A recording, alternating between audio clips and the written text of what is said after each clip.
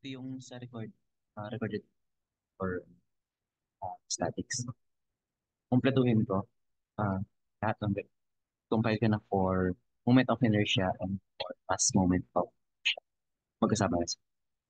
So dito, ibibigay ko pa rin naman tong mahabang notes ng sync for lecture 10 for 2 weeks to.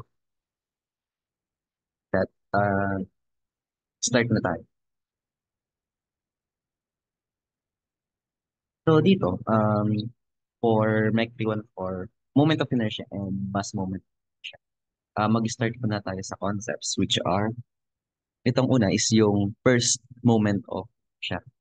So first moment of inertia is Sx is equal to YdA. This is the measure of distribution of the area of the shape in relation to an axis. So ito yung dito kinukuha yung idea na ang sabi doon, if yung area daw ng isang figure is malayo from the bending axis, ibig sabihin ito daw is mas resistant sa bending. And ayun, para lang aware kayo sa first moment of area. Ito yung ginagamit natin for centroids. 'Di ba?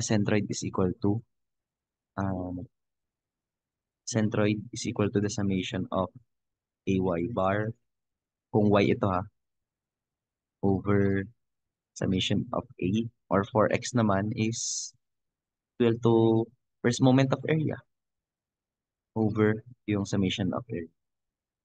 So hindi ko na din discuss before, pero good to know lang na yung first moment of area, ginagamit natin yun for calculation of centroid. Ngayon din naman tayo sa first moment of inertia or the second moment of area. Second moment ng area, first moment ng inertia, parehas lang yan. Kaya na bahala umalala kung paano yun. Pero ang tinatandaan ko lang dito, first moment of area, second moment of area, centroids, tapos dito inertia. So dito sa second moment of inertia, ang naiba lang dito is itong quantity mo. Naging dalawa na yung distance measured. So sa first moment of inertia kasi is the measure of the cross-section resistance to bending due to its shape. Na-mention ko na before, shape naman yung inaalala dito. Whereas sa shapes, statics to. Ito pa yung current na pinag-aaral natin. So with that, kailangan lang natin tandaan tong mga to. Let us given na value na. Pakita ko, ito yung general formula lang to. Dito na tayo mag-focus sa second moment of area or the first moment of inertia. Meron tayong general formula kasi values changes depending on the reference axis. Ang suggestion ko nun, lagi kayong mag-centroidal axis na lang. It is wise to use centroidal axis. Then parallel axis theorem.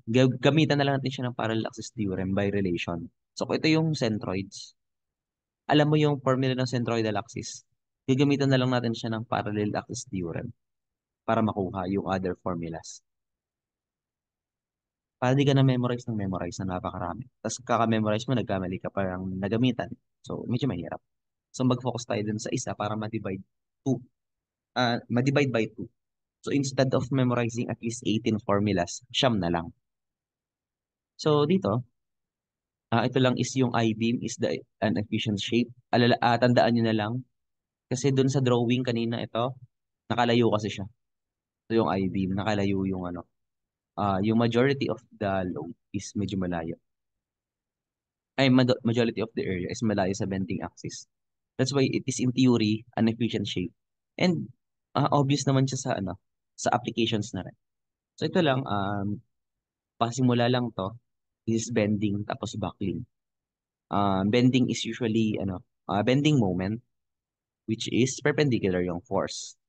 But for buckling, usually parallel siya dun sa mahabang line. Tapos buckling is yung deformation along the length of the beam because of a load parallel to the axis. Okay na, is to the longest. So, if tayo nagbigay ako di ba dati ng concept na dA. Ito yung sa derivatives. So, ang ibig sabihin kasi ng derivatives is a small part of. Whereas integral is sum of. Kaya nga, sa integral, ito, sum of, naka-summation naman tayo. Kasi sum siya eh.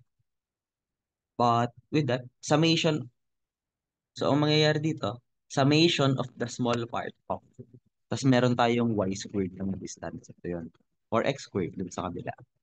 Kaya ito yung pinagmula ng general formula natin for those two. Ito na nakasulat na dito.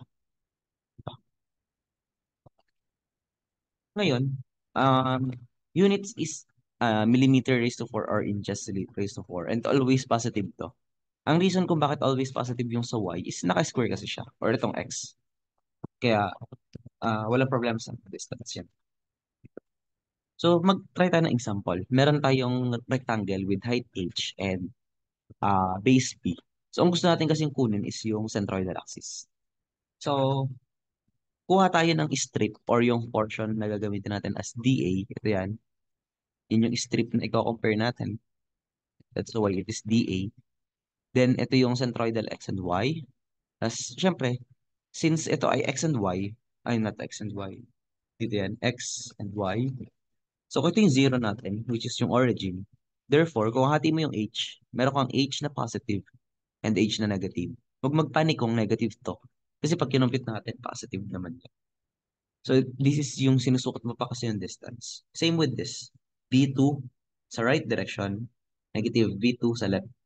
B2, negative B2 sa left direction. So, let's try with IX.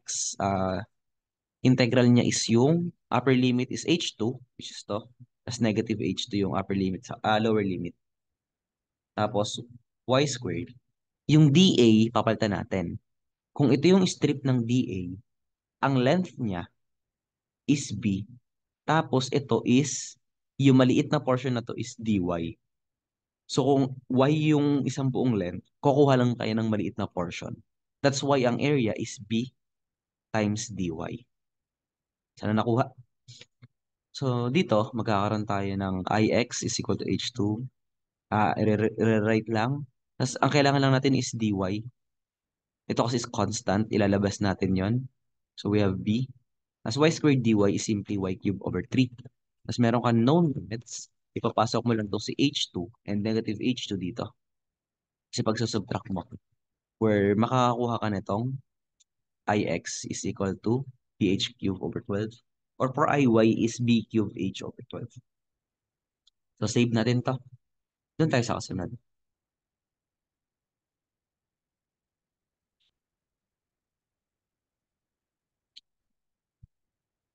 Mhm. Dito yung page 2. This is page 1.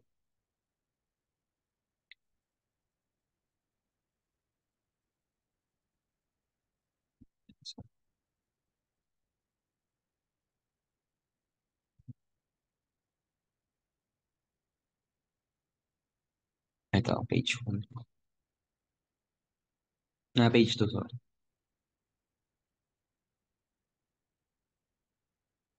So let's edit this one. So for page 2 naman is moment of inertia of common geometric shapes. Na-compute na natin yung centroidal axis nitong rectangle. So ito lang yan. Ngayon, ang suggestion ko is gamitin niyo yung CX and CY. Moment of inertia of the centroidal x-axis. Tapos moment of inertia of the centroidal y-axis. Papasalamatan nyo sarili nyo kapag ginawa nyo to kasi medyo nakakalito na siya kapag tumatagal. Kasi yung iba ang symbol is I bar o kaya IX bar. Pag binasa to, hindi ko alam siya kung minsan nakakalimutan ko na. So kung ile-letter mo na lang ICX, alam mo na centroid to. Kasi centroidal, letter C. So madaling maalala. So for triangle, minimemorize lang to. PH cube over 36 lang yan for centroidal. Then for circle, it is the same lang for circle. Kasi kahit saan yung rotation mo niyan, pare-pares lang yung shape niyan and area. So pi r raised to 4 over 4. For semicircle naman, instead of 4, magiging 8. Ang naiba lang dito is, look, dito, sa semicircle, naka-base na siya sa x-axis. Ito is y-axis. So dito na siya naka-base. kukunin mo pa rin yung centroid regardless, pero hindi na siya doon naglalay. Hindi mo na kailangan mag-parallel access theorem dito kasi provided na yung formula. Okay? So, yun yung nagpadali kapag nakadirekta na tayo yung IXX. Kasi kung walang IXX, gagamit tayo ng parallel access theorem. So, parallel access theorem wherein IXX is equal to ICX plus A D squared. So, ganyan yun. Kung may IXX ka na tulad nito, given na siya. Yun na yun. Pasalamat ka na. Kasi hindi mo na kailangan. Same with here. So, diretso ng compute. Pero dito, kailangan mo pa ng ano, parallel access theorem. And may explain ko yung importance later. So, check kung okay na. Yung parallel access theorem is na-discuss ko na siya before. Pero ngayon is na-discuss ko rin naman na. Hindi ko lang ata nasulat. So, dito, at least nakasulat na parallel access theorem. Is ganito siya. So, pwede ito maging IXX is equal to ICX. Mali pala to, dapat hindi to ganito. General formula for that should be I is equal to I bar plus A D squared. Or for IXX is equal to ICX plus A Y squared. And for IYY is equal to ICY plus AX squared.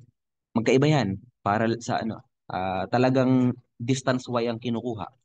Bakit? Kasi yung sa kanina, kung babalikan natin, di ba for formula ng X general, Y yung kailangan. Kasi kung ito yung X, Y distance yung offset niya. So it works in the same logic. So ito, tandaan na lang. And for ellipse, ito na lang din, another basic shape, AB cube over 4. Ngayon na nung palatandaan ko dito sa paano ma-memorize siya from circle. Ito kasi madali lang. 12 and 36 lang. Pero from circle, tingnan mo lang to. Mag-start siya sa 4.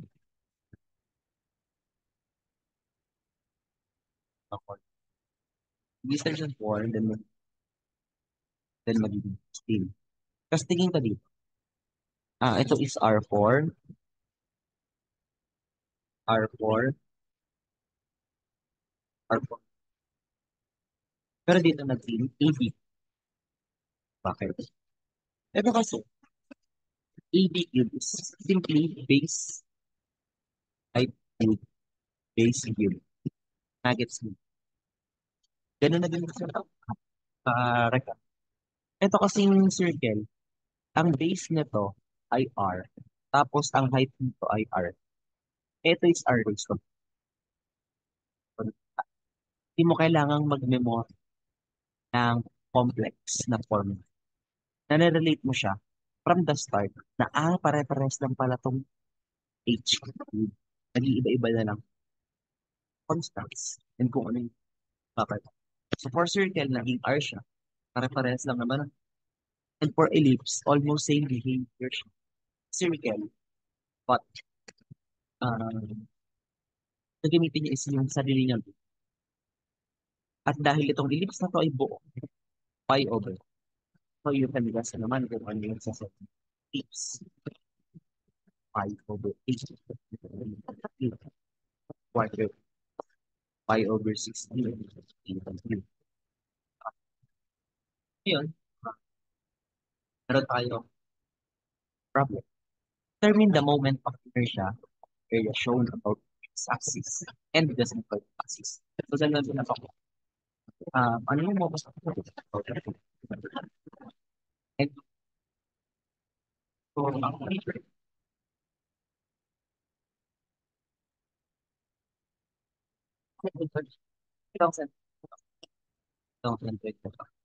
And about this point, bago pa, uh, i-note pa lang, pag may letters,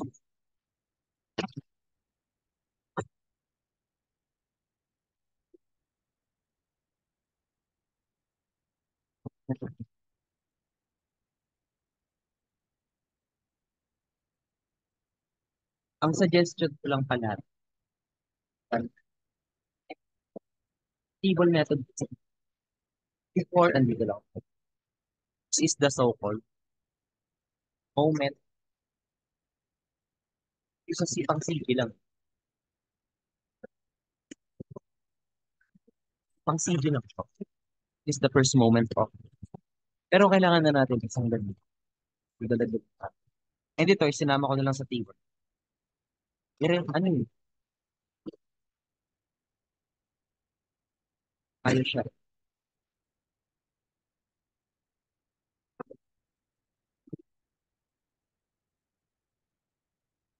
And ito lang siya kasi.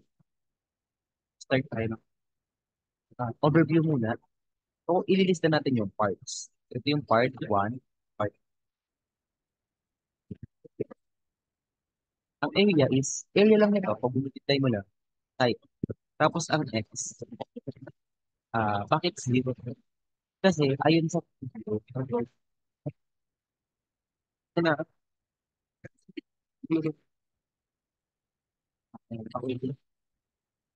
y-axis kasi. Eh, kasi,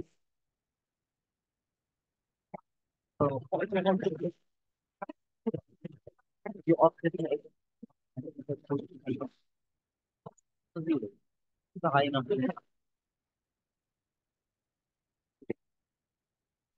ayun, ito ito, from sa baba.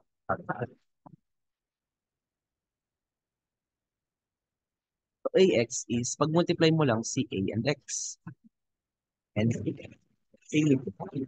ngayon dito, para hindi ka mahirapan sa ax squared, yung ax, i-multiply mo na lang sa x para mag-x squared. And you guess it right, for ay, i-multiply mo na lang sa ay to get ay squared. Ganun lang kasimple. Kaya nga mas gusto ko ng table. Kasi kung formula yung gagawin mo dito, you will write repetitively yung x and y. Yung iba i-square mo pa. Eh kung naka-table ka, saglit lang. So next is yung ICX na natin. Ano ang ICX? Ito na yung moment of inertia about centroid. Kung square yan, BH cube over 12 or B cube H over 12. And for ICY pala to, B cube H over 12. So i-compute lang natin itong dalawa. And for IXX, alam na to kung ano to? This is just the, tawag dito? This is our parallel axis theory.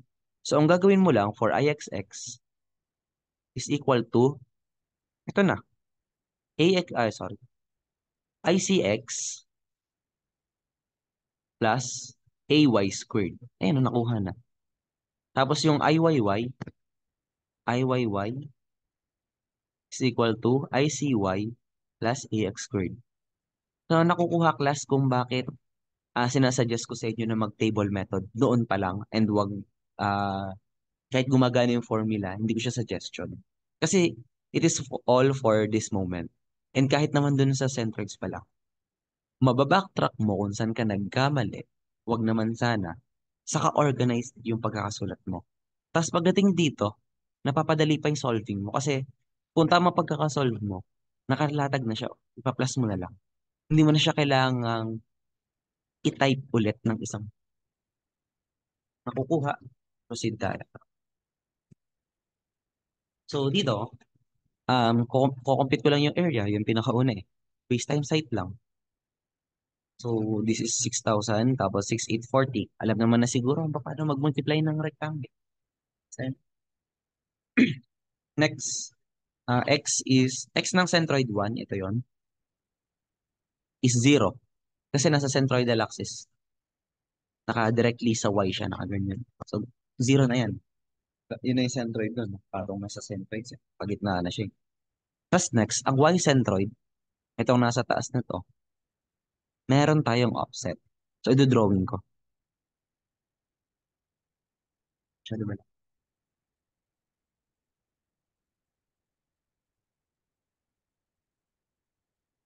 So, kung ito, ang height nito is 380,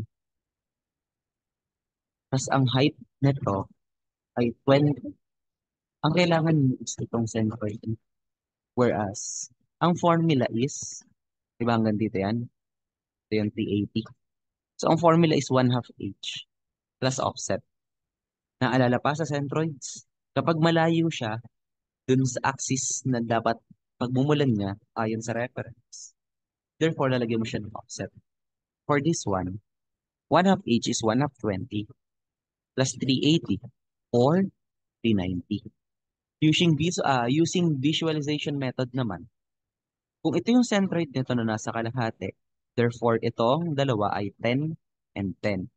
Kung may 380 ka na dito, tapos aangat ka pa ng 10, edi 380 plus 10, which is 390. The same lang siya. Ito lang is logical formula. Ito is visualization using drawings. Kayo bahala kung saan kayo construct. So next naman is yung x0, centroidal axis. Parin yan kasi pareha sila nakalinya sa 0 ang y. Tapos yung sa y centroid nitong pangalawa, since ito yung second figure, nakarekta na siya dito, di ba? So 1 half na lang to rekta. So 1 half times 3. Alam mo yung kalahati nito is 1/9. Yun yung sagot. Nakuha. Proceed tayo. For ax and ay, i-multiply mo lang yun. Ax bar is equal to a times x. 0, 0. A times y. Nilagyan ko lang siya ng subscript na 1 and 2 to indicate kung pang ilang figure siya. This is ax squared plus subscript 1, subscript 1. So again, nasabi ko kanina, pag-multiply mo na lang si ax and x bar. So 0 tong dalawa. And for ay bar, pag-multiply mo lang tong ay squared, pag-multiply mo lang yung ay by y. Makukuha mo na yung sagot. And same here. Ganun lang kasimple, di ba? Ito na yung nakuha mong medyo madali. Up to dito sa second line. Sa first line kasi, this is useful for centroid. Second line is for inertia. Ngayon, pwede na tayo mag-compute. Itong ICX na to, pwede mo nang ihiwalay technically. Pero mas gusto ko siyang isama sa table. Kasi yung IXX kasama eh. So, dun tayo. Centroidal axis about H. Or BH cube. Ang formula niya is BH cube over 12. Hindi nakahiga ha. Ngayon, ang base nito is 300 by 20. So, 320 cube over 12 yields to 200,000. And kunin natin yung pangalawa. Ang sabi, this is 380 and 18. So, ang base naman is 18. Ang base ay yung ilalim ha. Nasabi ng base eh. So, hindi porket yun yung mahaba yun yung base. Doon marami na liit. So, ang tutukuyin dito is kung ano yung orientation. And for this one, ang base ay 18. 380 ang height. Upon computation, makukuha mo yung sagot. Next, for ICY, ito yon sa 1, sa figure 1. Same pa din, dimensions nun, 300 by 20. This time, na iba naman is yung kung ano yung focus mo. Kung ano yung formula mo, Rod. Not focus. So dito, for Y, kung ito yan, bending axis niyan. Ito yung magiging sagot. Input lang ng formula. Same lang din dito. Ito yung magiging sagot mo. Ngayon, alalahanin ulit natin yung formula kung tama ba yung sagot mo. I-compare natin si ICX and ICY. Parehas na 1. So, i-compare natin ito. Ngayon, uh, ito yung centroidal axis nito. ICX as ICY. Tingnan lang natin yung majority ng area, mas lamang si Y, si ICY. Kung mag-a-apply ka dito ng bending, kung mag-a-apply ka dyan, si I is much resistant compared sa X. Kasi di ba do sa unang lecture sa unang natin, synchronous meeting, sabi ko, kapag yung majority ng area is mas malayo is mas malayo, ibig sabihin, mas matibay yun sa bending. Eh dito, 10 millimeters pa lang. 10 millimeters pa lang ha. Nakuha na lahat ng area in 10 mm. Pero dito, kung magta 10 mm ka dyan, 10 mm, eh 300 yung base nito. Ganito nga lang ang 10 mm siguro dyan. Yan lang portion na yan, 10 mm. In comparison dito, mas resistant siya sa bending. And sabi doon, dapat mas malaki yung value. So, i-compare natin. Mas malaki ang 45 million compared sa 200,000. So, yung sinosolve mo pala, tama ang patutunguhan. Kasi mas malaki yung na-compute mo na ICX, sorry, mas malaki yung na-compute mo na ICY compared sa ICX when analyzing the figure. So for ICY kasi, ang nangyayari is, ito yung loads na hindi pa nahahawakan. So mas resistant siya sa bend. Pero ICY is not always the case. Punta tayo doon sa pangalawang example. So dito, ito yung pangalawang example. Ano yung makaka-affect dito? Yung drawing. For ICX, ganito yung centroids niya, centroidal axis. Therefore, dito, parehas lang din. X-axis yung centroidal eh. And for this one, dito yung centroidal axis. Ngayon, pag tinignan natin, dito sa ICX, nito, yung let's say, 18 mm is ito pa lang. Maliit na portion pa lang. Pero dito, yung 18 mm, ay not 18 mm, 9 mm so pala. 9 mm. So 9 mm, 100% na siya coverage. Therefore, ito palang itong ICY ng pangalawa is mas malambot sa bending compared dito. Dito, sa isang to. So, dapat pala, yung sa second figure, yung ICY is mas maliit. Kasi mas less resistant to. So, 18,4,680 is mas maliit dito sa 82 million, which is correct. So, tama yung pinapatunguhan mo. Tama yung kinocompute mo. That's ano lang inputting concept. So, importante din na alam mo yung concept para malaman mo kung tama ba yung ginagawa mo sa drawing. So, sana malaman importance nun, lalo na sa structures. With that, proceed na tayo doon sa kasunod, which is, that's 003.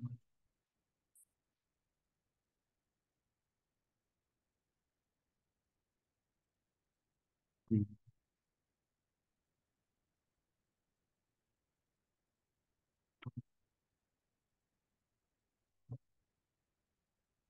So, yan.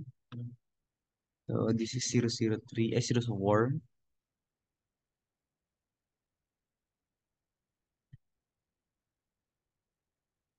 Now, um, open pala natin simultaneously.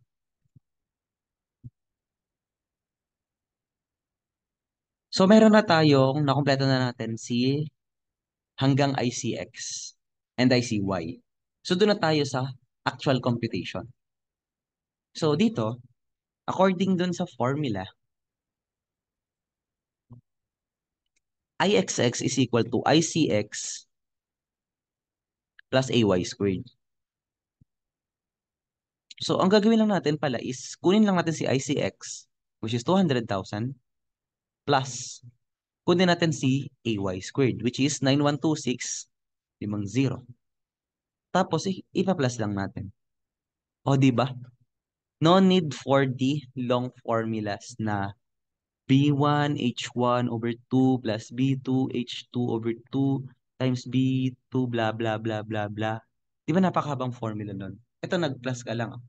Pinumpleto mo lang yung table. Matutulungan mo pa si calculator kasi you divide the task by parts. So, di ba mas maganda kapag naka-table? Suggestion ko lang siya. And, well, kung mapili talaga kayo dun sa formula and dun kayo sa 9, you can go for it. Pero ito yung suggestion ko. Kasi tinitake nito yung errors into account. Okay? Time consuming lang siya.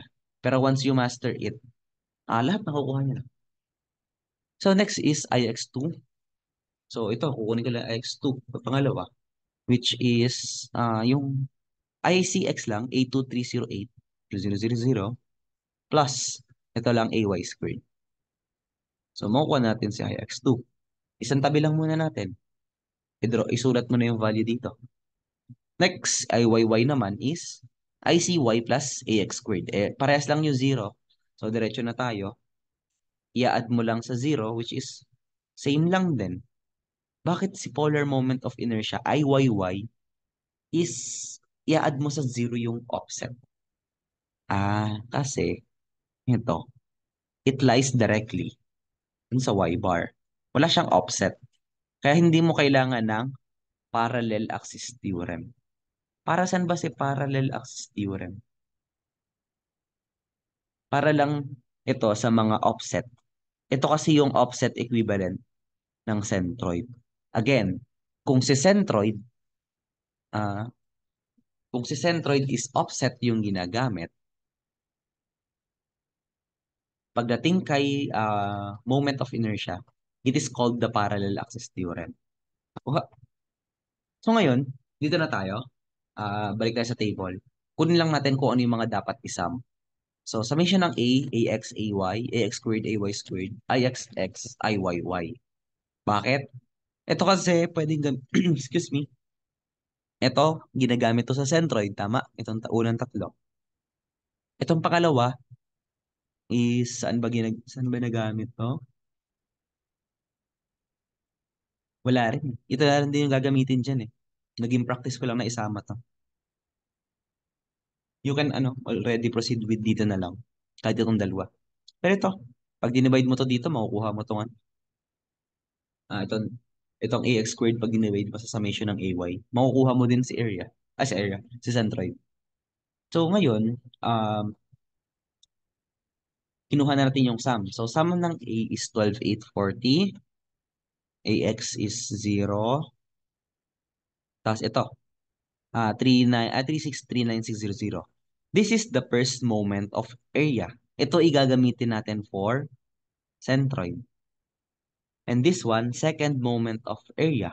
Gagamitin natin to sa inertia natin. And ito naman is yung summation na nung IXX and IYY. Ibig sabihin, ano ba tong value na to? Para saan ba yan? So, yung IYY kasi na yan, pag ito drawing natin, balik natin sa figure. Kung ito yung X figure, ito yung Y. Sorry. The IXX is, ang ibig sabihin lang nito, this is the summation of, equal na pala to sa IXX. This is the summation of the moment of inertia about the x-axis, IXX. Yan ang tinutukoy dyan. Ito na yung isang sagot na hinahanap ko. And dito yung pangalawa. Kasi IYY naman eh. Ngayon, ang tanong ko naman na isa kanina, bukod dun sa centroidal axis, bukod dun sa ano pala, bukod sa x-axis, ano naman yung sa centroidal axis? Ano yung moment of inertia doon? Kasi 'di ba, balikan natin dito. Value changes depending on reference axis. Ang pinahanap ko kanina, may reference tayo na x. Ang usual configuration kasi, isinahanap mo yung moment of inertia about the centroid. Kasi, for practical applications, majority ng marireceive niya na loads is, hahanapin mo is yung sa gitna. Lalo na sa other figures. Or at least yun yung magiging representation. So need din natin yung centroidal axis. And dahil kailangan natin yung centroidal axis, kailangan natin sa centroids. Dito, kinuha ko pa rin si centroid for x. So parang masanay na lang kayo. Na centroid of x is 0 kasi wala eh. Yun na yun, sinabi ko na di ba kanina. Bakit 0 yung centroidal axis? Kahit i-compute mo. Kasi it lies directly doon sa reference axis. Hindi na siya gumalaw. And for y, etong yc naman, centroidal ng y, ito yung may value, which is 283 from x. So, pagtingin sa drawing, ito yan. Ayan, 283.4579. Ngayon, si IYY kasi is hindi ko na siya pinadrawing kanina. Hindi sa pinadrawing, hindi ko na siya tinanong. Hindi siya kasama sa tanong. X-axis lang yung sinabi ko eh. So, ito is x-centroidal axis lang din. Pero kung kasama siya sa computation, ang gagawin nyo lang naman is IYY, tapos input nyo yung formula. Pero dito muna tayo mag-focus sa IXX and the usual is ganito na din yung kapasolve. So, summation of, ano tayo, summation is IXX is equal to I1 plus I2. Eh, hindi mo na kailangang mag-formula. Bakit? Punta ka na lang dito. Di ba naka-table na yan, no? 124, 203, 2000. Ayan na yun, no? Di ba? Pag naka-table ka sa solving ng ganito ka-complex na problem, hindi ka na babalik ng type sa calculator. Kasi na-compute mo na siya. I-input mo na lang. As long as tama and the double check mo, yun na yun. So, hindi mo na kailangan mag-inertia ulit. Or hindi mo na din kailangan balikan yung inertia dito sa dalawa. Kasi na-add mo na siya dito. Okay na siya. So, we already solved for the centroids of the whole figure as well as the moment of axis. So, meron ka ng centroids, meron ka ng moment of inertia about the x-axis. May partial points ka na. So, to solve for the centroidal axis of the whole figure, centroidal axis of the whole figure, we need the parallel axis theorem. Isulat muna natin yung formula and i-relate natin to sa drawing. Ito ha, ito yung tinutukoy natin kanina. This is for IXX. Ito ang gusto nating mangyari. ICX. So ngayon, dito tayo. IXX, di ba ito yung general formula? Ito, IXX is equal to ICX plus AY squared. Where IXS is moment of inertia about the x-axis. Ito yan. Di ba? ICX is moment of inertia about the centroidal axis. Then, area lang to ng figure. Tapos dito, wag mong gagamitin yung AY squared dito sa table ha. Ito, wag mong gagamitin yan. Kahit itong 115,925. Wag ito. Again, sa inertia lang to. Iba yung ano.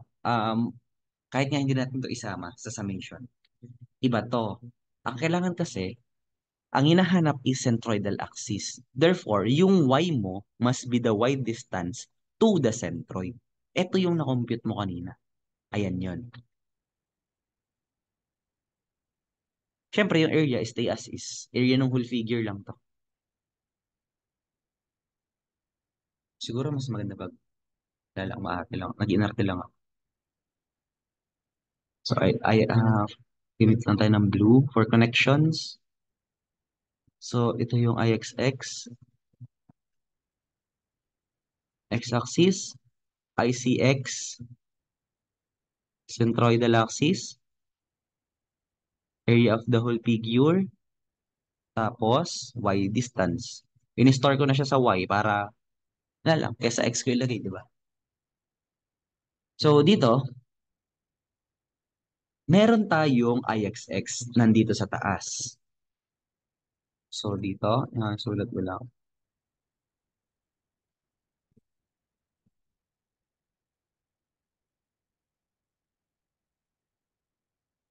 Ay, gamit para tayo ibang color. Let's use green naman.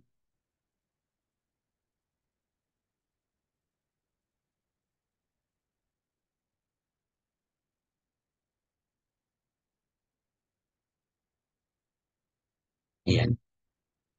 So, meron tayong IXX.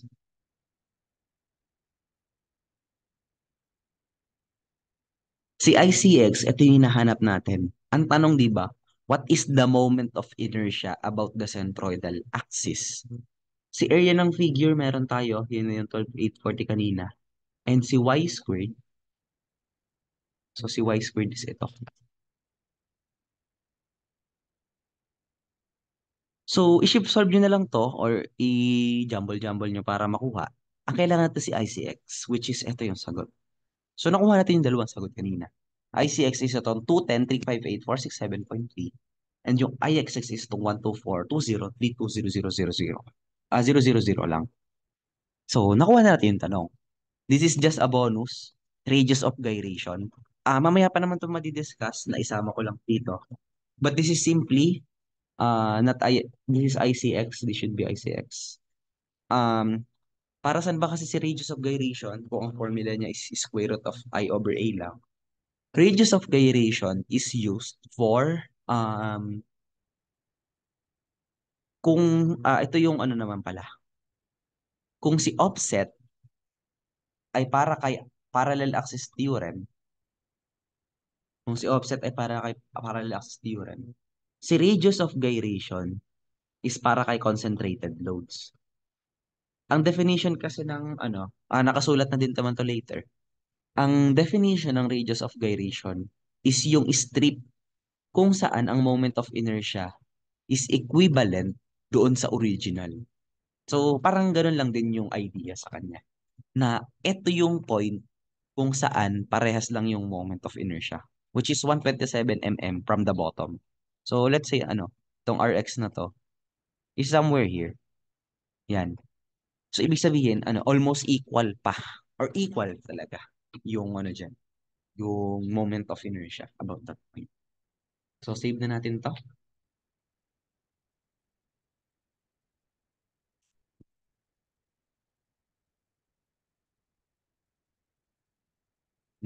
After, meron tayong 4.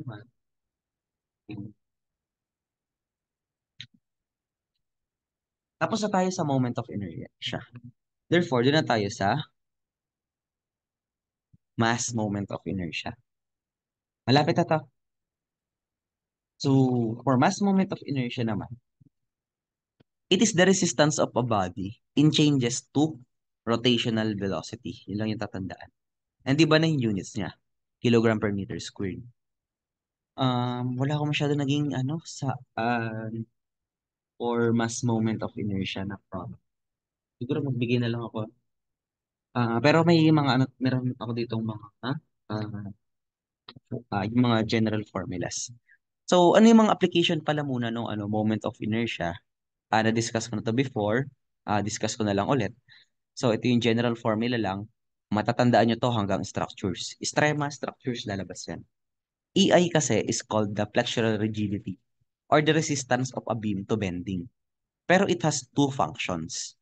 One is yung E, the Young's modulus of elasticity. Ito resistance to bending. Ito, resistance of a beam to bending due to material stiffness. Ibig sabihin, mod elasticity nga eh. Ito yung nasa material, strema.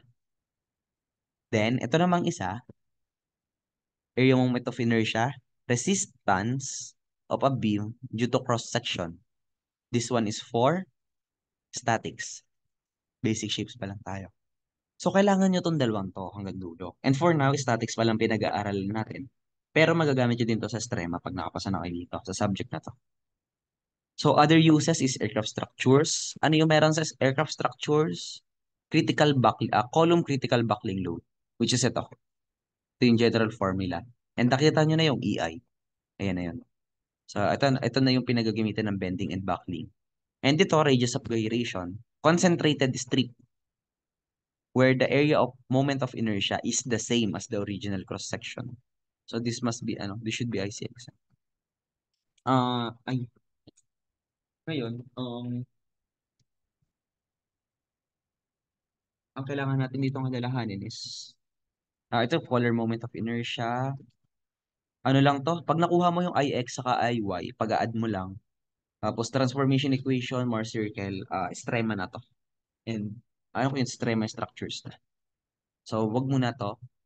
Itabi nyo na lang yung notes para may pwede kayong balikan. So, we have, ang next na natin, is yung mga general formulas.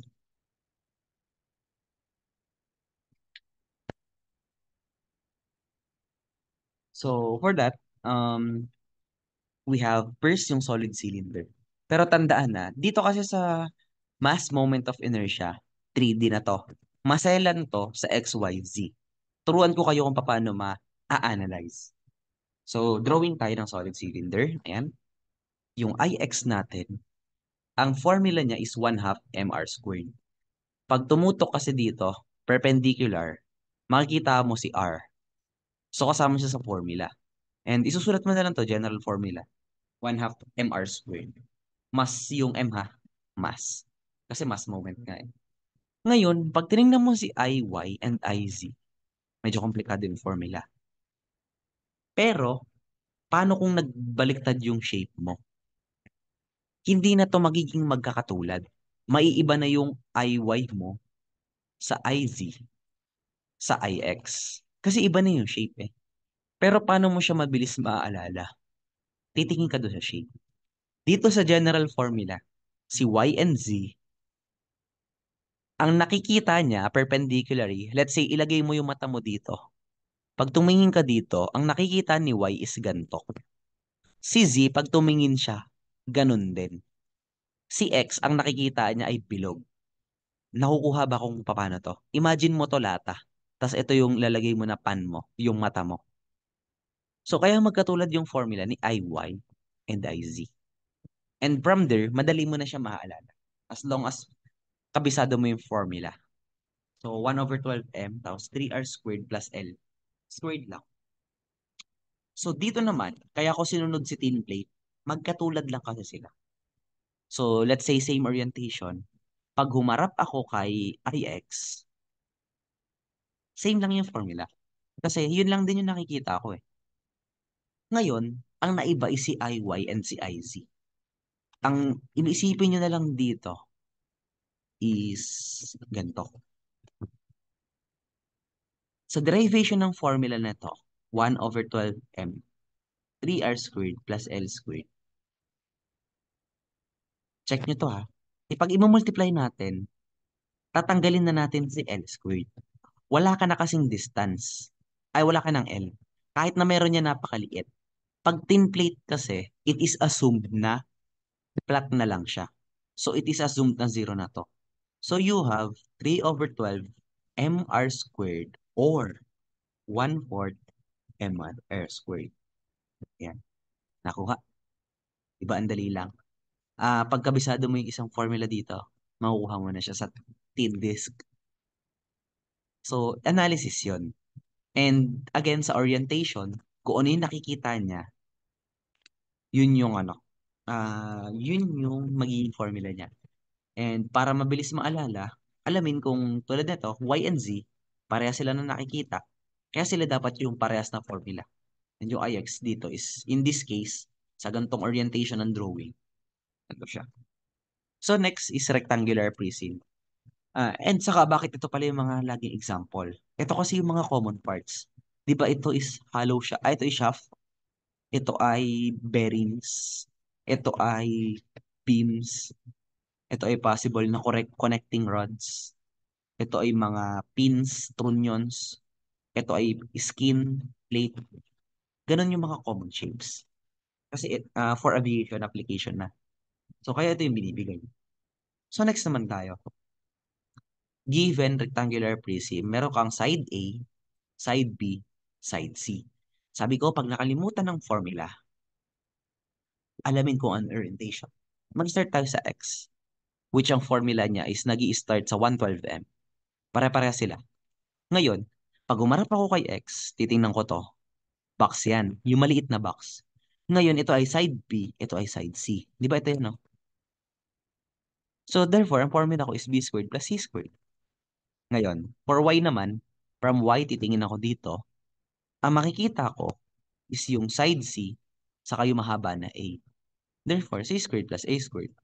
And for Z, kung titingin ako dyan, ang nakikita ng Z ay si B and A. So, A squared, B squared. Diba ganun lang kadali? Regardless of kung ano maging orientation yan later. Kapag alam mo yung formula, alam mo kung paano magbasa ng formula, makukuha mo, nade-derive. So next, dito tayo sa tin plate, rectangular plate. Kanina kasi is disk, yun yung below. Ito, tinanggal mo lang si length L. And in this essence, si letter A. So kung dito, pag tumingin ako sa X, same pa din, nakikita ko pa rin si B squared and C squared. Pero pagdating kay Y, hindi ko na nakikita si A.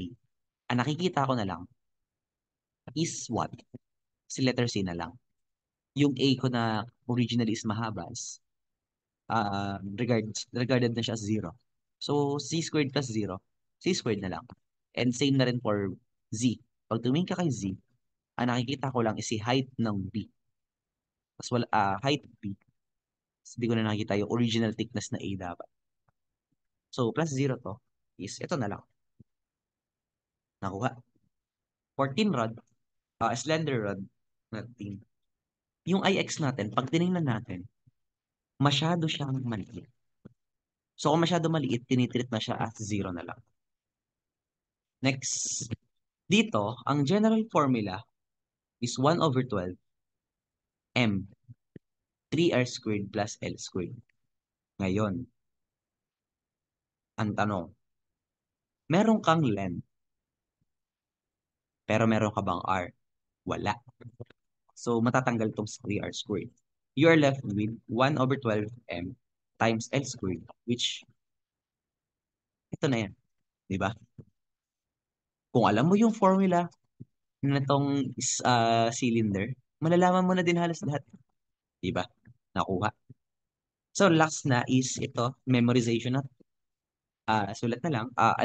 Intindihin na lang. Itong A, pwede din itong palitan as radius. Pwede itong R. So, we have 3/10 MA squared or 3/5 M for Y and Z. Ngayon, paano malalaman kung ano yung kailangan magkatulad? Simple lang. From Y and Z, pag tinignan nila, ang nakikita ni Y is triangle, ang nakikita ni Z ay triangle din. And for X, ang nakikita niya is circle. So magkatulad si X and Y, ay si Y and Z, naiiba si X. Nakuha. So ganun lang kasimple to. And to. Okay. Last for that is itong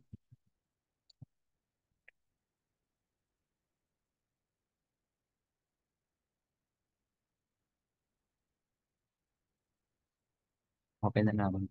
Okay.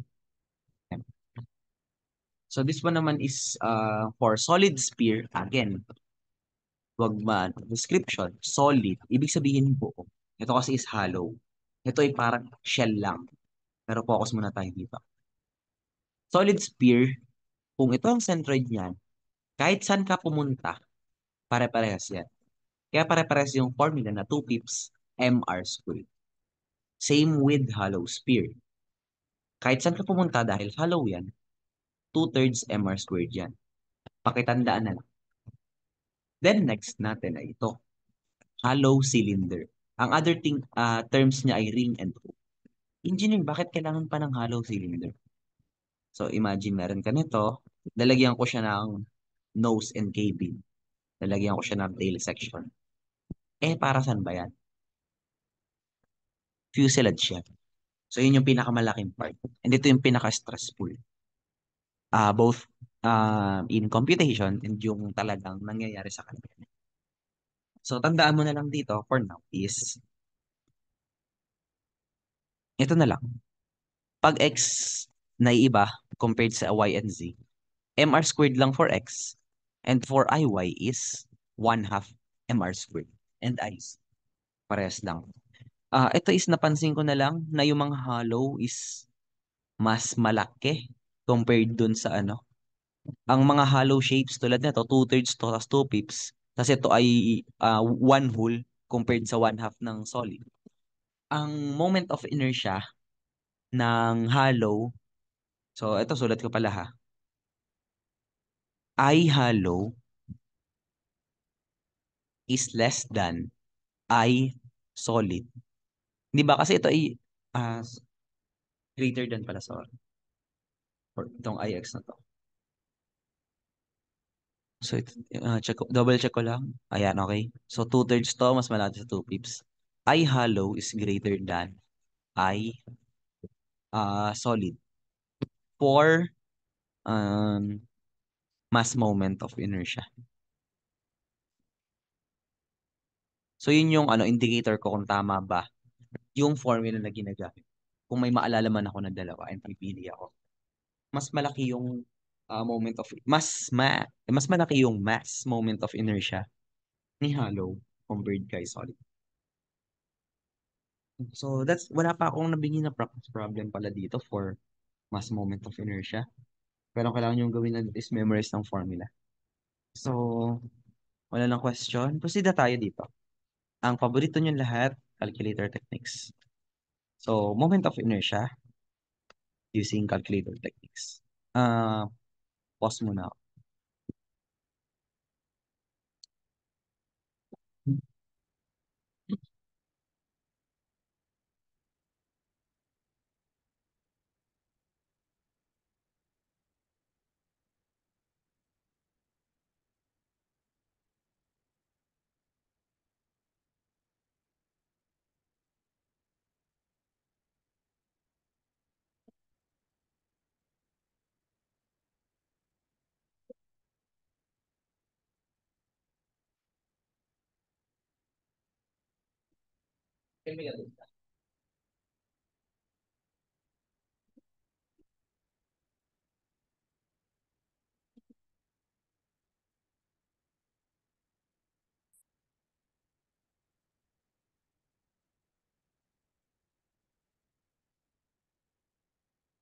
So, resume na ako.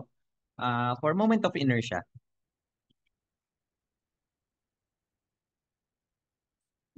using calculator techniques, hindi tayo mag-start sa statistics function kasi yung gagamitin natin. So, mag-open tayo ng calculator.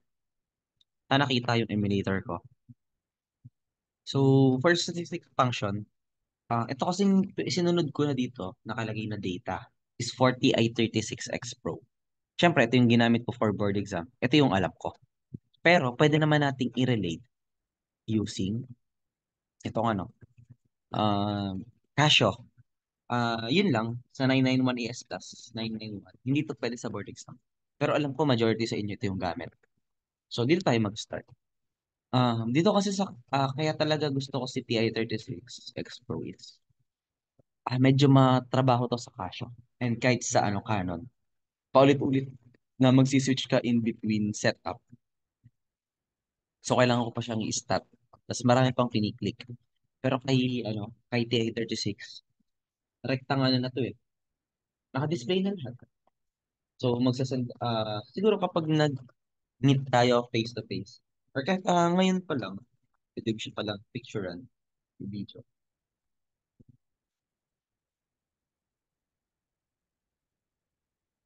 Kay kasi, ito, pinipakita sa video. Naka-display na siya lahat eh. So, yun yung yung gusto ko dito. And yung data, ayan na, complete na yung data. Sa stat. Hindi ko na kailangan mag-switch between modes. Automatic na siya. So, anyways, start tayo. Sabi dito for click data.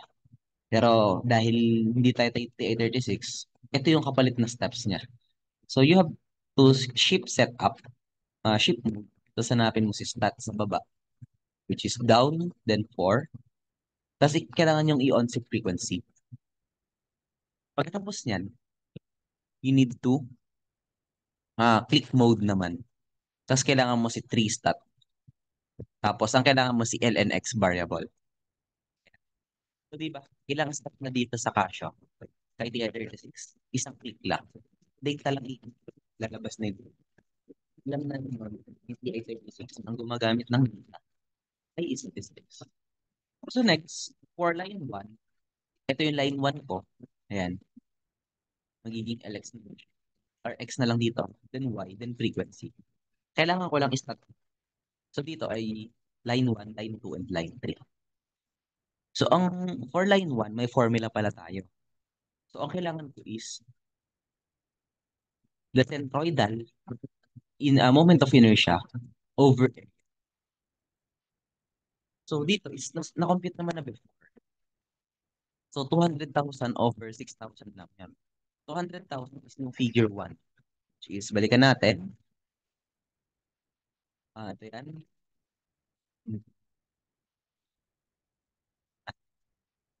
Ayan. Ay, yung table yan. So for figure 1, 200,000. For figure 2, 823. So balik tayo dito.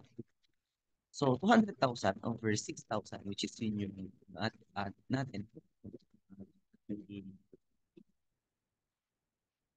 summation of, yung ICX and summation of area.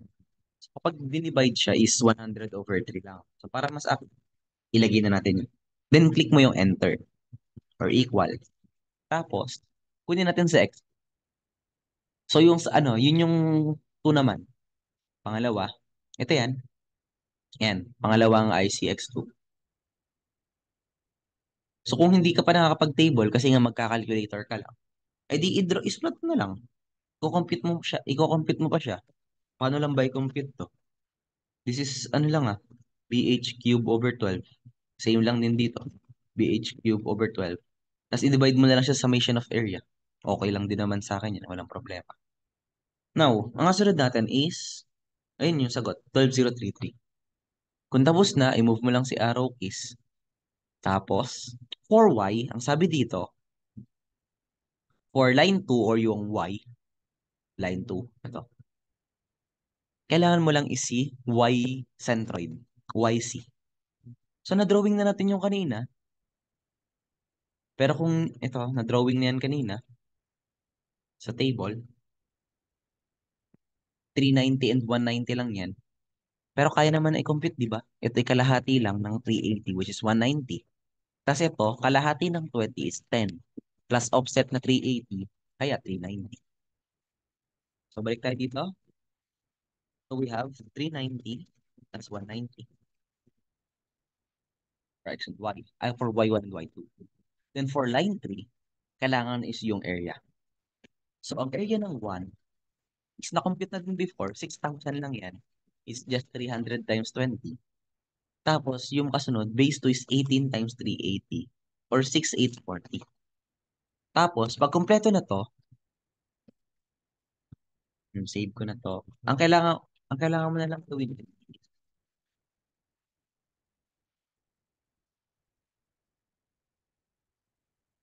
Yan. Sabi dito, i-click mo na lang siya. Um, clear. So, once the data is complete, press second plus mode to then verify the data. So, easy lang yan. Okay na yun. Kompleto na yun. Huwag ka na mag-overthink. So, kung gusto mo namang i-verify, click mo lang si Shift, Start, at Shift 1. Tapos click mo lang si data. Kung gusto mo i-verify yung contents. Kapag okay na, huwag ka mag-click ng anything but easy. So, yun. Ngayon kompleto ka na and verified na yung data, magsasolve na tayo. So, dito, mas madali yung trabaho sana kung naka-AI interface ka. Kasi if click lang ulit, andito na. Pero dahil nandito tayo, hindi na kailangan natin i-solve. So, for that, kailangan natin i-solve si stat shift 1. Tapos, variables tayo. I-check natin isa-isa. So, yung number 4. Ang kailangan nating hanapin is ito. Si n saka si centroidal. N and y. So, actually, hindi nga lang ito eh. Ito ang kailangan natin. Ito pala is ano, itong N and Y, magdi-display siya sa TI-36 automatically. Tapos separate naman si X saka itong sigma Y, summation of X sigma Y. Pero dito isa-isa lahat. So, yun yung gagawin natin. So, ang una natin kailangan, ang sabi, N is the summation of area. Y bar is the centroidal Y-axis. And ito is the ICX. So, kailangan natin yung buong formula. Eh, di ba ang pinapahanap sa atin is kung hanggang radius of gyration, edi hanapan na natin si area. Summation ng area, hanapin natin. Tapos, itong RCX, hahanapin din natin. Saka itong centroidal axis, kasi kailangan natin to eh. Di ba? So, balikan natin yung sagot kanina.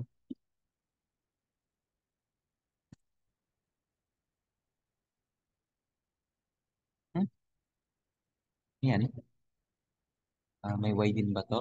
Yan. Nandito pala lahat. Sakto. Screenshot ko lang to. Kasi lagay natin dito.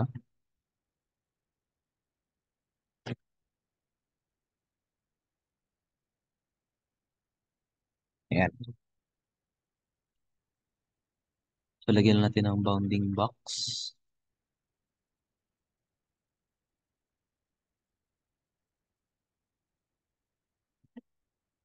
Kulit ko na. Ayan. So, dapat maging same yung sagot dyan. Yan kasi yung kailangan natin hanapin. Y bar, ICX, saka radius of gyration. Where kailangan natin yung summation of area. So, una, click natin tong 1. Ayan. So, the summation of area pala. So, N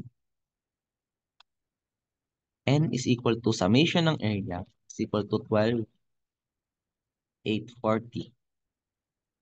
Same lang yun, di ba? Sa kanina. Tapos, shift 1 ulit tayo. Kailangan natin itong stat distribution. Variables ulit. Ano pa kailangan natin? Si Y bar, which is 5. Anong sagot? So, yun pala, Y bar is equal to Y centroid is equal to 283.45 79439 millimeter. Tapos, ano pa kailangan natin? Si ICX. So, ang ICX medyo mahaba. So, ang kailangan natin is itong 1, 2, 3. So, solve natin. Paulit-ulit lang to. Shift 1. Tapos, ito kasi is summation of x. Hindi siya variable. Siya ay sum. Kailangan mo is 3. So, hanapin mo na lang. Ayun, si EX. Summation ng EX. So, click mo na si 2 plus, kailangan mo si N. And yung Y squared. Familiar yung formula, no? This is just IX plus ADY squared. Diba? Ang kaibahan lang is complex is number kasi to. Or not complex number, is statistic number. Kaya, same lang halos yung construction, but yung actual application would be different. So, complete lang natin. I-shift 1 mo ulit, tapos kunin naman natin si N. So, nasa variable siya. Multiplied by, ilagay ko siya sa parenthesis para safe. Ang kailangan ko is si variable, itong 6, sigma y. Kasi i-square ko siya. Ang sagot niya ay, so, yun pala is, ito yung formula, summation ng x plus n sigma y squared is equal to ICX. Oh, ICX ba to? Oh, yes. ICX is equal to, nung sagot nito, 210,356,187.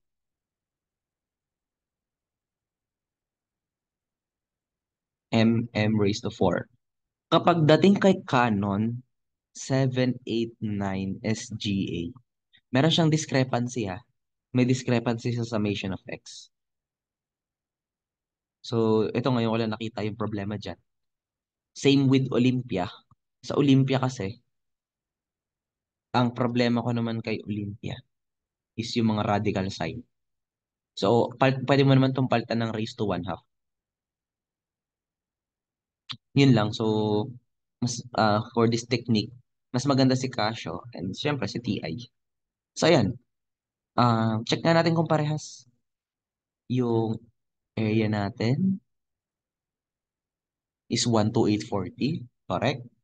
Yung YC natin is 283.45. Correct. Tapos yung ICX natin is 210. Correct. Therefore, pag kinumpit mo si radius of gyration, correct natin yan. So, check ko pa nga. Ito na ba yung last page? Oh, yes. So, di ba? Yun lang yung kailangan niya for this recording. So, gano'n kasiksik yung lecture? Meron ka ng concepts na magagamit mo hanggang structures. Meron ka ng moment of inertia and mass moment of inertia. Tapos meron ka ng cheat sheet, ibibigay ko din sa inyo. Meron ka ng problem solving na naka-table. Meron ka pang future topics na pwedeng makover. Meron ka na ulit another cheat sheet. And meron ka pang calculator techniques. So, ito naman, pag di nyo pa pinanood, hindi na sa akin yung pagkukulang. So, dahil ngayon na hindi tayo masyado nagkikita, di ko kayo masyado natututukan, do your part as a student para makapasa. So, malapit ang finals. Ayoko makakarinig ng, Sir, pangatlong take ko na to, baka naman. Pangatlong take nyo na yan, So, show some effort na. And nandito naman ako para tulungan kayo. Ang tulong is before exam ha, hindi after. So, if meron pang question, feel free to ask me. Isasend ko sa inyo to. So, ito send ko sa inyo to. Itong, natin. Itong recording. Tapos, ito din. This simply yung walkthrough lang kung paano siya nakuha. Pwede nyo namang i-scan yan. Tapos i-check nyo dun sa formula kung bakit. Ito yung video analysis. Wala kasing chips. So, nilaro ko lang yung equation. Transpose lang ako. Tapos, basically, this is just the thing. So, area, pi, blah, blah, blah. Bigay ko na din to sa inyo. So, yun yung aasahan. Ito, tapos yung video recording. Tapos, ito nga pala, si moment of inertia. Tapos, ayun lang. So, kung na to, ito kinuha ko na lang din naman. Malilito lang kayo dito, wag na to. Ito na lang. So, yun lang. Ito na naman na siguro. Stop ko yung recording. Basahin to, mag-aaral. Both for midterms and for final.